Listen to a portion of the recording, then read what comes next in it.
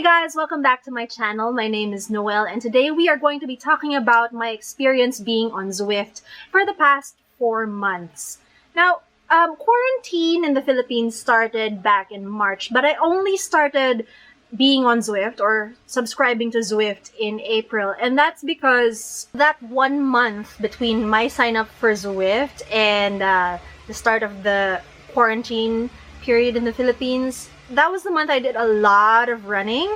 And whenever I was on my indoor trainer, I basically just did what I used to do, training for all of my races, which was old school workouts that were on PDF, and I would just follow and measure my efforts according to perceived exertion as well as heart rate.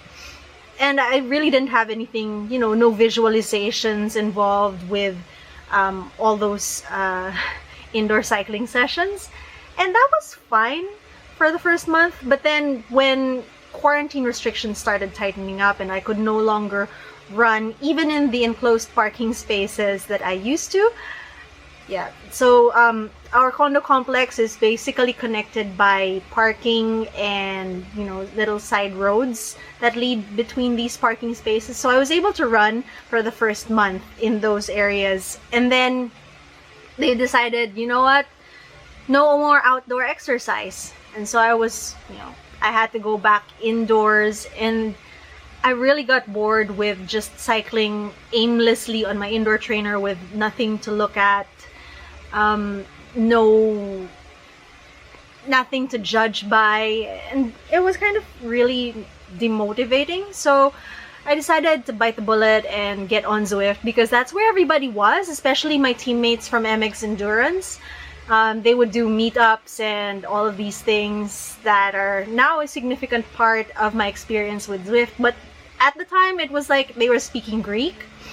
But I decided to try it out anyway and see if it would strike my fancy. After all, Zwift is like, how much is it?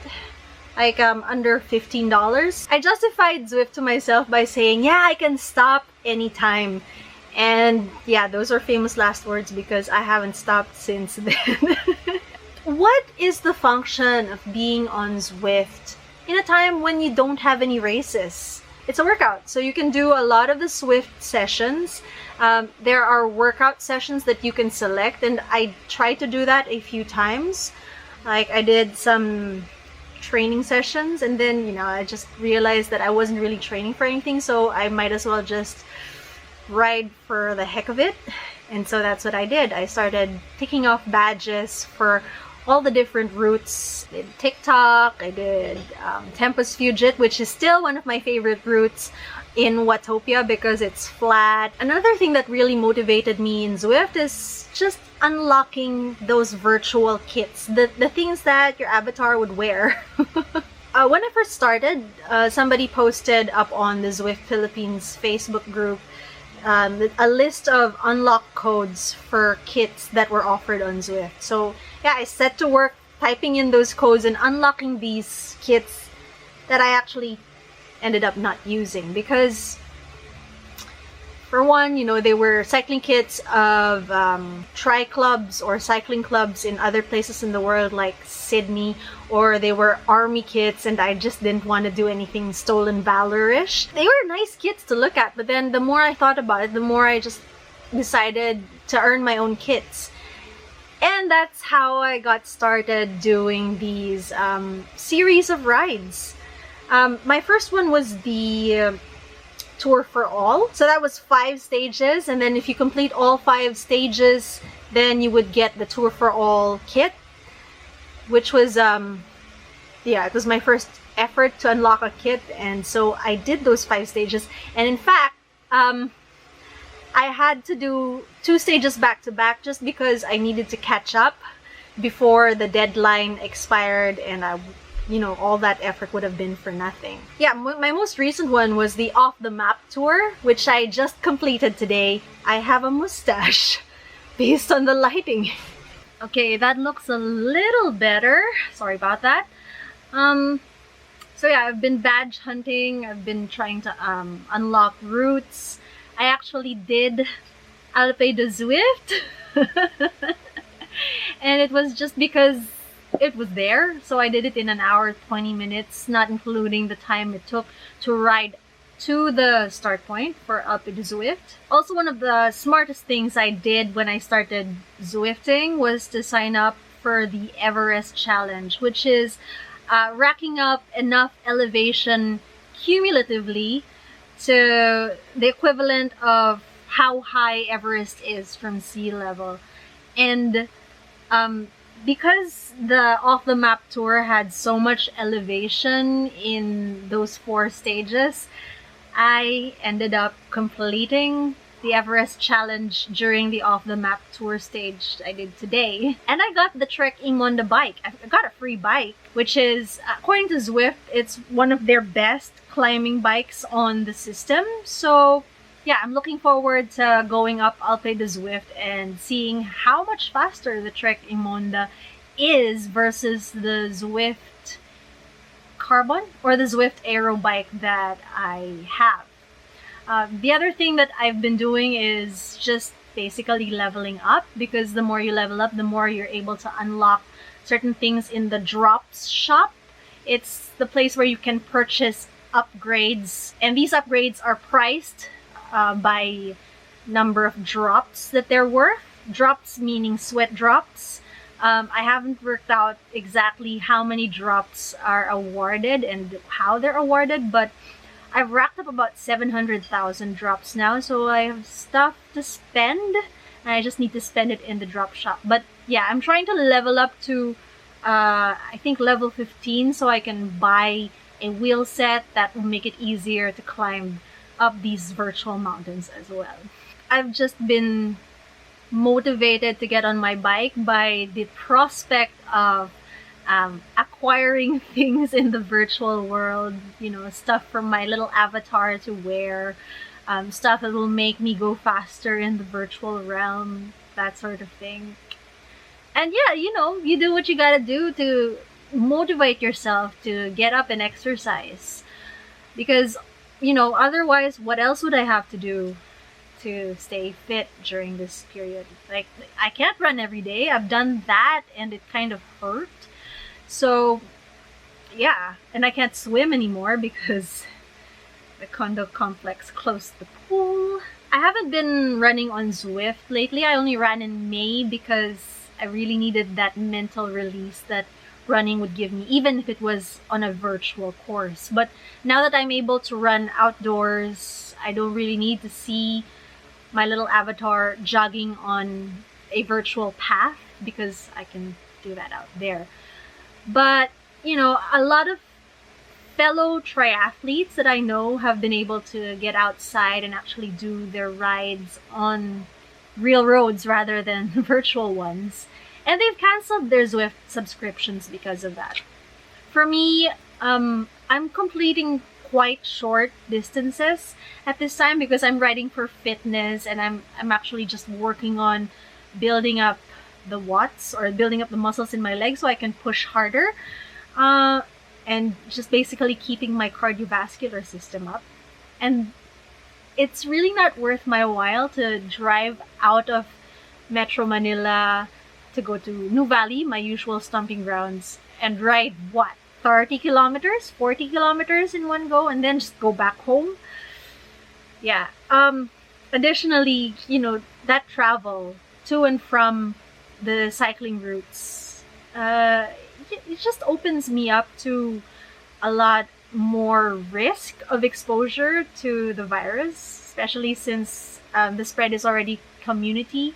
So nobody knows who has it, and there are maybe a few asymptomatic people walking around. And yeah, I just don't want to bring that home. I'm living with my parents, and they're both seniors. They're both in the high-risk demographic, so I just don't want to bring the virus home just because I wanted to ride outside.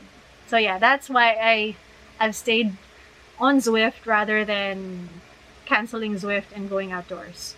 Now, you know, Zwift has been really engaging as a participant. There's a lot of e-racing that's gone on. I mean, it was happening before the pandemic struck, but then after the pandemic struck and all regular sports ceased, well, e-racing became an outlet for a lot of professionals as well as competitive amateurs to really put themselves out there and give all they've got.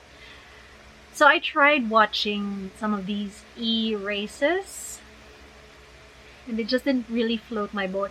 It's because the Zwift avatars, while they're cute and you can dress them up, they don't really show the amount of effort that you put in. Like, for instance, when the avatar is jogging, even if you're going at, say, 20 kilometers per hour, it still looks like a Sunday jog. There's no sweat. There's no effort shown. Even the riding graphics, the cyclist graphics are a bit better, but yeah, there's no panting, there's no grimacing. It's just this blank face, the rider just riding. I mean, how do you get engaged with that? Every so often, yeah, you would see the actual athlete's face beamed in. It's on a Zoom call or whatever, and they're in their dingy little pain cave somewhere. It's just not appetizing to the eyes. Just this weekend, Super League Triathlon held their first arena games in Rotterdam. So it was what they call a blended format between virtual and in real life racing. Now, in Europe, they have these COVID-safe guidelines for races that have been put on for the past few weeks. They've already done a few races in other parts of Europe. You know, the races that look like traditional triathlon with the swim and the bike and the run outside. But this was the first time they've done something indoors for triathlon. And so they had to adhere to these social distancing guidelines, masking guidelines. I think even some of the athletes even had to take COVID tests just to make sure that they weren't asymptomatic carriers. So a lot of restrictions that went into doing the arena games, but they pulled it off. According to their press releases, the Zwift graphics were done in Edinburgh. The director for the program, the one who was selecting which shots to use, was in London. The graphics for, you know, the visual presentations like speed and ranking, etc., that came from Singapore, and the commentary was done from Sydney. So yeah, it was a global effort just to get this race across the starting line, and thankfully they got it across the finish line as well. I didn't really have high expectations for myself because I haven't been finding joy in e-racing while others have, but I was pleasantly surprised at how engaged I was with the whole thing. At how the stakes for winning the event was communicated by the commentators, and I just, you know, I selected an athlete and started rooting for them. I don't know what it was that got me engaged with the Super League Triathlon Arena Games versus a regular e-racing event. Maybe it was seeing the athletes still physically in the same space, in the same venue, competing against each other. I think maybe it was also just seeing the pain faces and, you know, the kind of effort that it took to generate that kind of result. They were able to communicate how much the athletes wanted it, how competitive they were versus each other. Super League was able to communicate all that very effectively, and that's why I think I responded to e-racing in this form. Another thing is that the pool swim was very effective in, you know, providing an element of real world versus just an all virtual thing, and also seeing the transitions between the disciplines. I know that Super League is already working on a lot of improvements for next time, but this first round was pretty good. If you want to see some more behind the scenes actions, I know DC Rainmaker has done a very in-depth video about what it took to get everything working. So I'm gonna put the link up, you can check it out. So yeah, basically that's it, guys.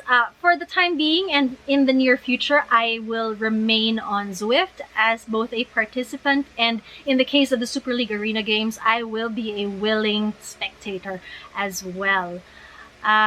If you see me on Zwift, do give me a ride on. I will give you a ride on back because I do have the Zwift companion app, and I try to give as many ride-ons every time I'm out there. If you like this video, if you found it informative and entertaining, hopefully, please give me a thumbs up, a ride on, and subscribe to my channel if you haven't already. I'll see you again next time. Bye!